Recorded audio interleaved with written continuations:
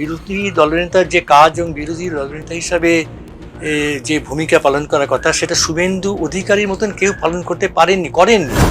এখানে তো শুভেন্দুকে একটা মিটিং করতে দেবে না, 108 বার তাকে কোর্টে যেতে হয়েছে একটা সাধারণ মিটিং করবার জন্য অনুমতি নিতে। বিজেপির পশ্চিমবঙ্গে এই মুহূর্তে জরুরি, খুবই জরুরি, অর্থনৈতিক উন্নয়নের জন্য বিশেষ জরুরি। শুভেন্দু একটা মুখ, বিরোধী নেতা হিসাবে তার কোনো বিকল্প এখানে কেউ ছিলেন না, ইতিহাসে নেই পশ্চিমবঙ্গের।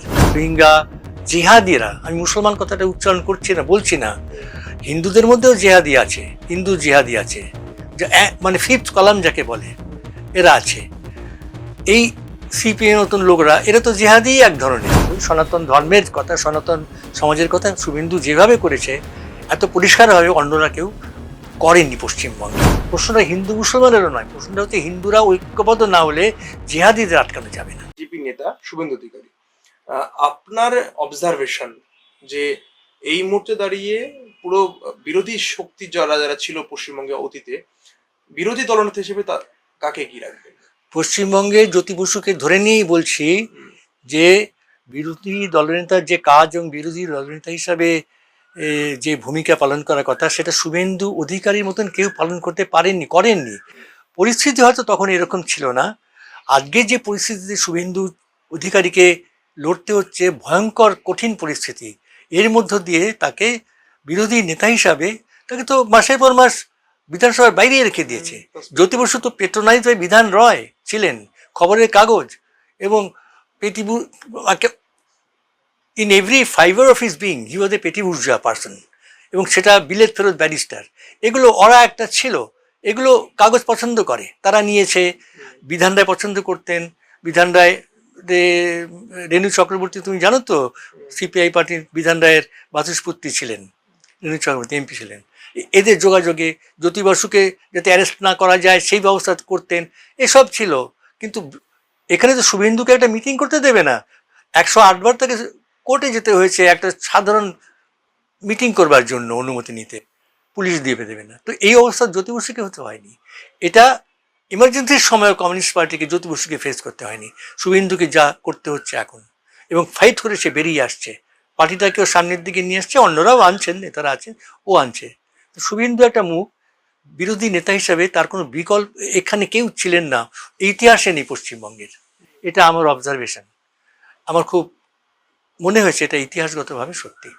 শুভেন্দু, এখন হিন্দুত্ব কথাটা খুব সংকীর্ণ হয়ে যায়, আমি বলবো যে অ্যান্টি জিহাদি ফোর্সেস, তারা এটা, শুভেন্দু এটা করেছে হিন্দু সনাতনী কথাটা বলি, সনাতন ধর্মের কথা, সনাতন সমাজের কথা শুভেন্দু যেভাবে করেছে এত পরিষ্কারভাবে অন্যরা কেউ করেনি পশ্চিমবঙ্গে, করছেন না।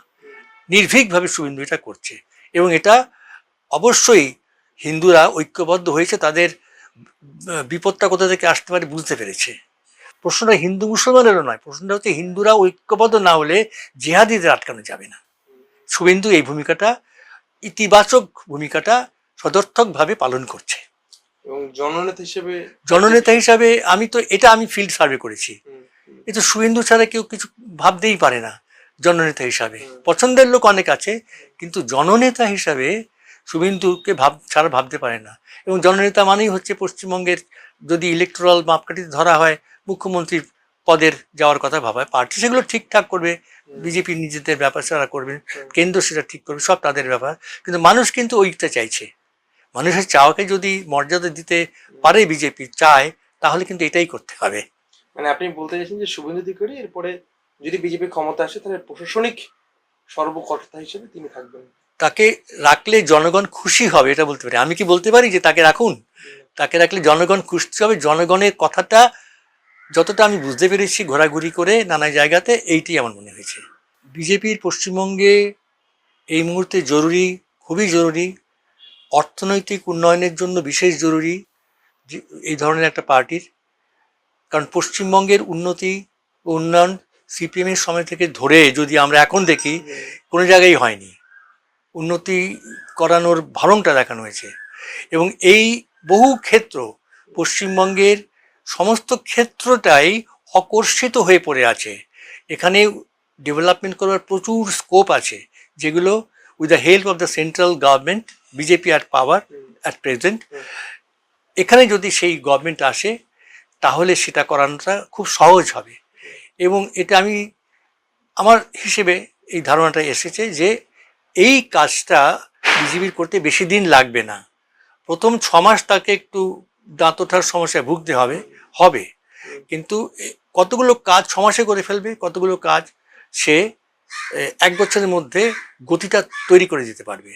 5 বছর সময় তো পায়, 3 বছরের মধ্যে পশ্চিমবঙ্গের চেহারা পাল্টে যাবে। এই যে অনেকে আমাদের মতন বলেন, ইয়াংরাও বলেন দূর পশ্চিমবঙ্গের আর কিছু না, দেশটা গেছে রসাতলে। রসাতলে তো গেছেই, টানেলের অন্ধকারের জায়গার মধ্যে আমরা এখন আলোর দিকে বেরোচ্ছি। রসাতলে গেছে মানে এই নয় যে আর সে উঠবে না, উঠানো যাবে না। স্কোপটা আছে, এইটাই একমাত্র বিজেপি করতে পারে, কারণ তার মধ্যে চিন্তাশীল লোকজন আছে, প্ল্যানার্সরা আছে, দিল্লিতে আছে, পশ্চিমবঙ্গেও পরে তারা আরও অনেককেই পাবেন। এবং এখানে যারা নেতৃস্থানীয় আছেন তাদের মধ্যে চিন্তাভাবনাটা এখন আমি দেখতে পাচ্ছি অনেক পজিটিভ চিন্তাভাবনা এসেছে। পশ্চিমবঙ্গ অবশ্যই এগোবে। বিজেপির দরকার আরেকটা কারণে, সিকিউরিটি অফ দ্য কান্ট্রি। এটা কিন্তু পশ্চিমবঙ্গ কিন্তু সারা ভারতবর্ষের সিকিউরিটি দিক থেকে একটা জায়গা হয়েছে। এখান থেকে ঢুকে অন্য কারণে ছুঁচুয়ে ঢুকে ভালো হয়ে বেরোচ্ছে এই বাংলাদেশ থেকে আসা লোকজন, রোহিঙ্গা, জিহাদিরা। আমি মুসলমান কথাটা উচ্চারণ করছি না, বলছি না, হিন্দুদের মধ্যেও জিহাদি আছে, হিন্দু জিহাদি আছে, মানে 5th কলাম যাকে বলে, এরা আছে। এই সিপিএম নতুন লোকরা, এরা তো জিহাদি এক ধরনের, এরা আছে। এবং যারা সত্যিকারের বাংলাদেশ থেকে আসা লোকজন, এবং থার্ড ডিপ স্টেট বলে একটা কথা আছে, তোমরা জানো। এই ডিপ স্টেটটা এরা কিন্তু একটা এই গভর্নমেন্টকে বা এই সিস্টেমটাকে ভাঙার জন্য চেষ্টা করছে। তারা কিন্তু এখানে ওদের দিয়ে সেটা বেশি করাবে, কমিউনাল দাঙ্গা ঘটিয়ে দিয়ে করাবে। সুতরাং এইটাকে রোধ করবার জন্য বিজেপির অত্যন্ত প্রয়োজন আছে, খুব বেশি প্রয়োজন আছে বর্তমান অবস্থাতে। বিজেপি ছাড়া তো অল্টারনেটিভ নেই এগুলো আটকাবার বা এগিয়ে নিয়ে যাওয়া দেশকে। সেই জন্য তুমি বিজেপিকে অন্য নানা কারণে সমালোচনা করতে পারো, কিন্তু এইটি আমার কাছে মনে হয়েছে যে পার্টি টু পার্টি লড়াই নয় এটা বর্তমানে। এটা শ্রমিক ভট্টাচার্য একটা কথা বলেন, মানুষের সঙ্গে তৃণমূলের লড়াই। আমি আরও বলি যে সিকিউরিটি অফ দ্য কান্ট্রি, নিরাপত্তার জন্যই, নিরাপত্তাকামীদের জন্যই এদের সঙ্গে আমাদের লড়াই থাকতে হবে। বিজেপিকে সেইটি মাথায় রাখতে হবে। এটা পার্টি টু পার্টি নয় ঠিকই, কিন্তু তাহলে কার সঙ্গে? জিহাদিদের সঙ্গে আমাদের লড়াই, জিহাদিদের সঙ্গে আমাদের লড়াই, এর মধ্যে আর কোনো সন্দেহ নেই।